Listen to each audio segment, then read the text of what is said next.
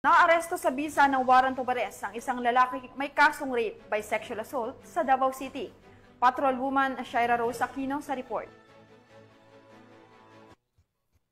Warrant of arrest ang isang lalaking kinilala sa alias na EJ, 23 anyos na residente ng Elinita Heights, Catalunan Grande, Davao City, nakabilang sa listahan ng mga most wanted person dahil sa kasong rape by sexual assault, kaugnay sa Republic Act 7610 o Special Protection of Children Against Abuse, Exploitation and Discrimination Act. Ang nasabing pag-aresto ay sinagawa noong Hulyo 28 sa Capitol Compound, Barangay Mankilam, Tagum City sa pangunguna ng tracker team ng Tagum City Police Station katuwang ang iba pang lokal na tanggapan ng pulisya.